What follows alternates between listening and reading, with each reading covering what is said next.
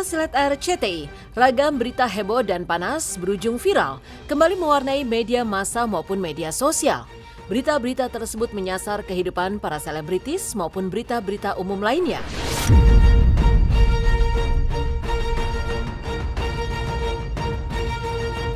Inilah kumpulan berita heboh yang curi perhatian di jagat sosmed versi Silet.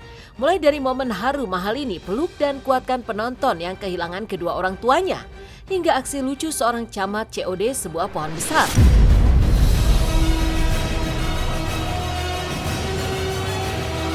Bikin haru, aksi mahal ini peluk dan kuatkan penonton saat konser jadi sorotan.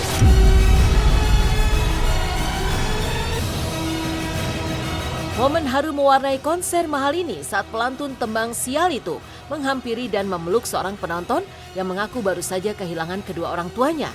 Kekasih Rizky Febian itu juga terlihat memberi semangat dan juga support untuk penonton tersebut. Makin kagum sama Lini, tulis netizen.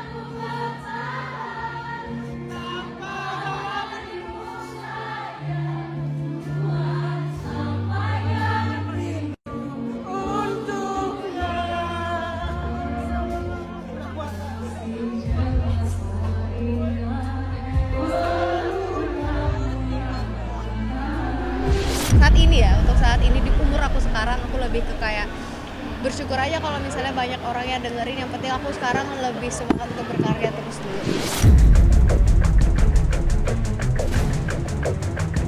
Outfit Agnes Mo saat urus EKTP bikin salvo.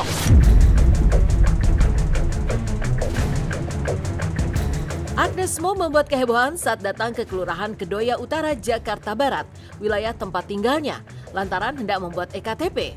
Tidak hanya itu, pelantun tembang Matahariku ini juga mampu mencuri perhatian warganet terkait outfit yang dikenakannya. Ya, Agnes terlihat tampil santai dengan baju biru kasualnya, meski harga baju keluaran brand ternama dunia itu harganya ditaksir mencapai belasan juta.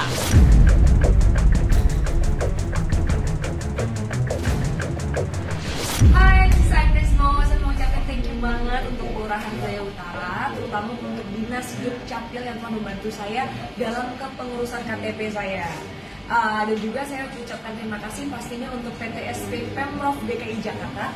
Dan jangan lupa, urus izin sendiri itu sebenarnya mudah, dan layanan ini semuanya gratis tanpa dipungut biaya. Oke?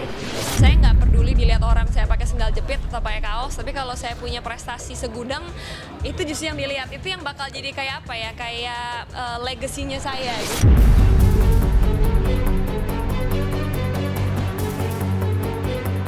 Mengejutkan, Boy William akui hanya bestie dengan Ayu Ting Ting dan akui kedekatannya hanya demi konten.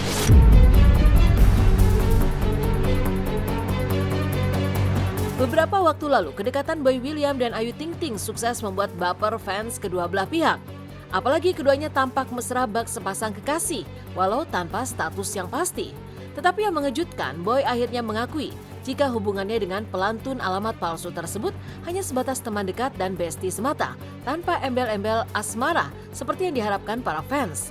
Yang lebih mengejutkan lagi, Boy juga mengakui jika ia dan Ayu memainkan isu tersebut demi konten semata. Setelah kemarin Boy akhirnya memutuskan untuk call off, untuk menyudahi hubungan dan akhirnya memutuskan untuk tidak menikah gitu ya. Banyak yang akhirnya put hope, berharap dengan Ayu sama Boy itu akhirnya mungkin bisa berjodoh. Ya namanya berharap boleh dong. Boleh dong. So You wanna know about it? Yeah. Yes, please. No, dari awal kan we've been friends. Yeah. Right? And then we became very close. Yeah. More than just friends. Kita very close, saling So telepon-teleponan. what are you call it this relationship? Not only bestie, but what's that? Like a bestie that I care for. Oh. A bestie that I care for, I guess, untuk saat ini. Tapi gue ngerti betapa banyak orang naruh harapan. Of course. Especially kita juga memainkan beritanya. You know what I mean? Memainkan beritanya. Maksudnya beritanya kan udah di mana-mana. Yeah. And to be honest, we did play along with it, right? Yeah, We played along with it karena kita pun juga saling nyaman. Kita bukan hanya begini karena berita, tapi kita juga nyaman, like being around each other. Kalau kalian mau tahu aslinya Ayu kayak apa, dia tuh punya hati yang baik. Baik Mbak, baik. Ini kamera saya nggak bisa banyak cerita, saya cuma minta doanya aja. Mudah-mudahan saya dikasih jodoh yang terbaik, mudah-mudahan saya bahagia. Karena saya juga berhak buat bahagia.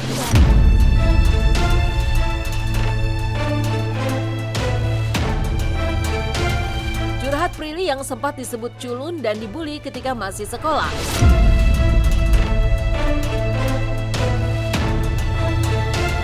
Di balik kesuksesan pendidikan, karir, dan juga bisnisnya, tapi siapa sangka jika Prilly Latukonsina justru pernah mendapat perundungan saat SMP dulu.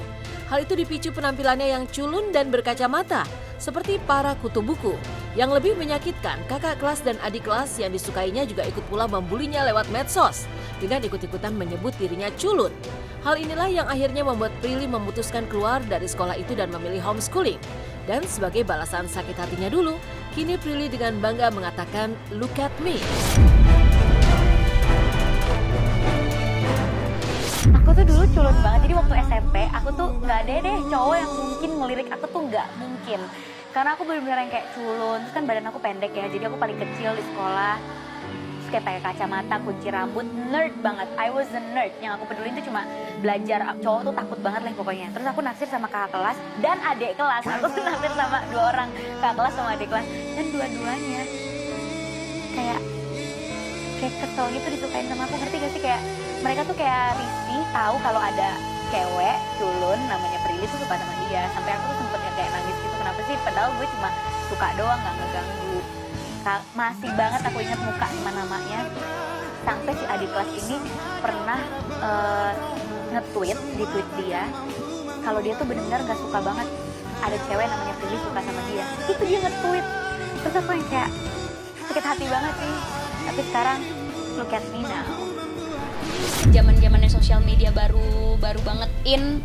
Jadi orang tuh ngebully gampang banget kan. Sampai sekarang juga sih. Cuma pada saat itu kan aku masih umur 18 tahun. Jadi pas dibully kan lebih sakit hati lagi daripada dibully sekarang. Jadi gimana caranya ngelewatin bulian-bulian pada masa itu.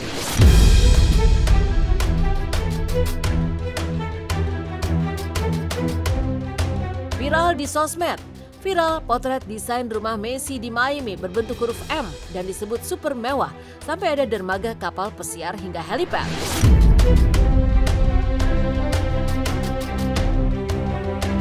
Mega bintang lapangan hijau Lionel Messi kembali jadi sorotan. Ya, pasca resmi memakai seragam klub Inter Miami yang berlaga di MLS Amerika Serikat. The Messia dikabarkan tengah membangun rumah terbarunya di Miami dengan fasilitas yang cukup mewah dan harga yang fantastis. Selain sejumlah fasilitas berbasis teknologi, mulai dari kolam renang, seluncuran air, home theater hingga fasilitas tidak biasa lainnya, seperti 3 helipad dan dermaga pribadi untuk kapal pesiar. Karenanya konon biaya pembangunan rumah Messi itu mencapai 1,2 triliun. Wow!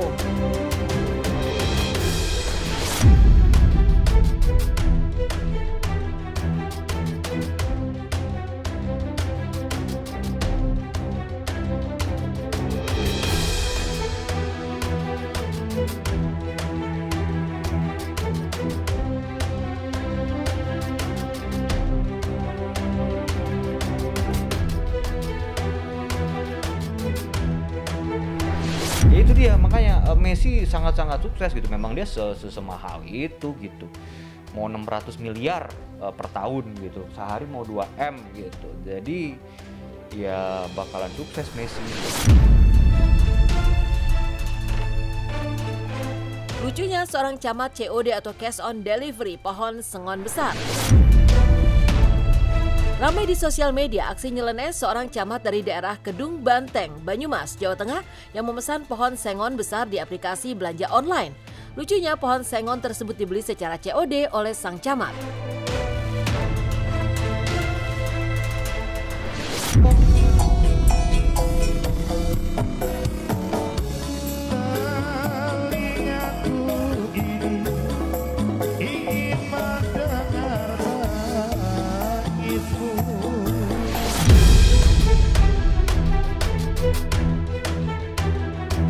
Viral momen maling kepergok saat hendak beraksi.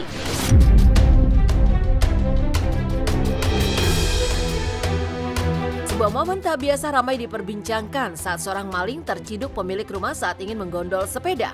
Lucunya sang pemilik rumah yang seorang wanita justru sengaja mengajak ngobrol si maling serta memintanya untuk kembali meletakkan sepeda itu atau diteriaki maling. Kira-kira apa ya pilihan si maling?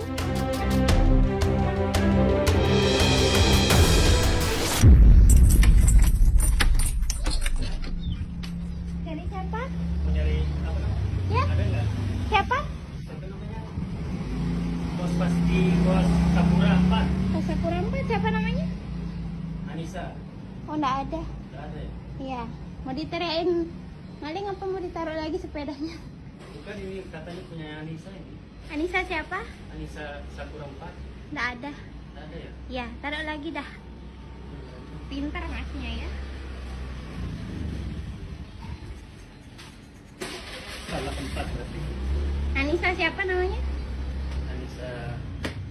Bukan Anissa katanya. Sakura mana? Sakura 4. Ini Sakura 4. Nomor berapa? Kurang tahu, dia kos katanya. Ini bukan kos. Oh, makasih ya, Mas.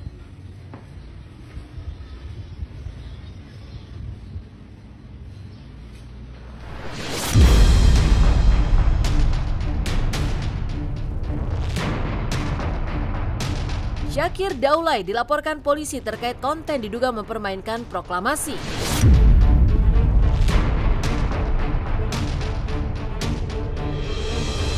Naas menimpa Syakir Daulay. Ya, Syakir mendadak dilaporkan oleh relawan Indonesia Bersatu ke Polda Metro Jaya. Buntut dari konten parodi pembacaan teks proklamasi yang dilakukannya belum lama ini dan diunggah di akun media sosialnya. Tampil layaknya Bung Karno yang tengah membacakan naskah proklamasi. Tapi sayangnya Syakir kedapatan mengubah beberapa kalimat teks proklamasi demi promo film terbarunya.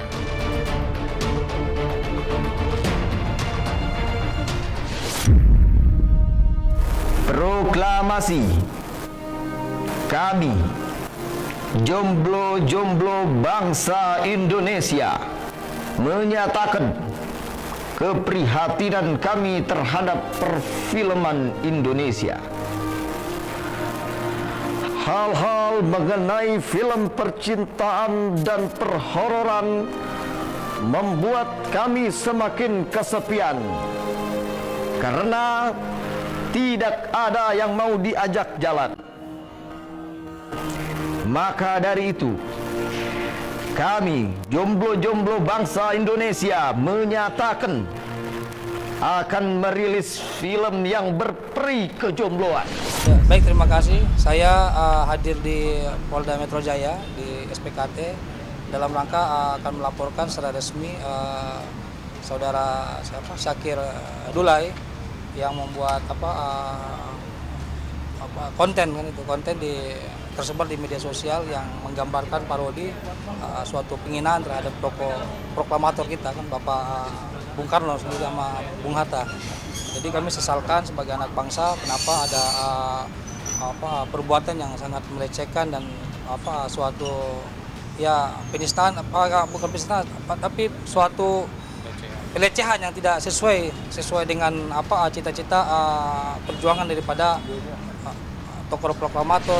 Apa yang dilakukan oleh Syakir Daulay ini harus memenuhi unsurnya dulu.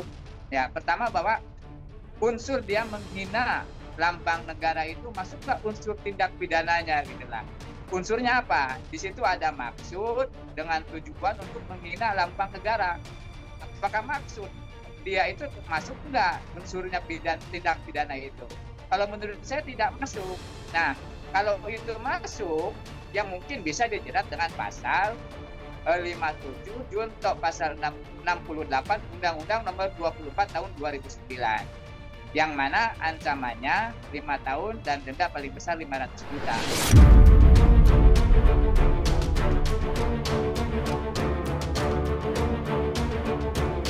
Sempat heboh disebut kacang lupa kulit.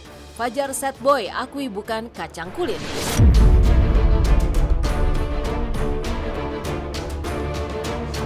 Kumpulan berita heboh yang curi perhatian di jagat sosmed versi silet diakhiri oleh sosok Fajar Sad Boy yang sempat dituding ibarat kacang yang lupa dengan kulitnya.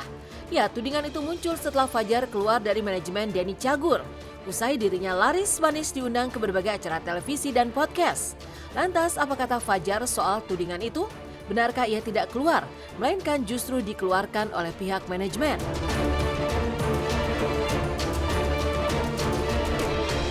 Tapi ngomong-ngomong, abang gimana sama si Fajar, bang? Abang masih ngurusin si Fajar, bang? Si Fajar Sad Boy? Ya. Itu orang kemana Fajar Sad Boy? Terakhir gue taruh di laci itu. Bikin kunci. Enggak, Fajar udah nggak bareng sama gue lagi, tapi ya sebagai teman mah tetap ya. Oh, dia udah nggak di manajemen lagi? Udah nggak di manajemen. Oh, udah nggak di manajemenin apa? Si Marcel udah nggak di manajemen, si Fajar udah nggak di manajemen. Ya gitulah, orang emang waktu datang miskin sama pas udah kaya berubah. Saya nggak ada ingin keluar sendiri, cuman ya nggak tahu itu cerita sampai gimana hingga saya dikeluarkan, nggak tahu. Oh, dikeluarkan sama? Bukan juga dikeluarkan sih, gimana ya? Saya nggak tahu maksudnya kenapa saya kenapa keluar dari situ, dan yang saya tahu adalah saya tidak kacang lupa kulit. Saya mengingatkan kebaikannya beliau. Masih baik tapi ya hubungannya? Iya, masih baik. Saya di produsernya dia di label musik.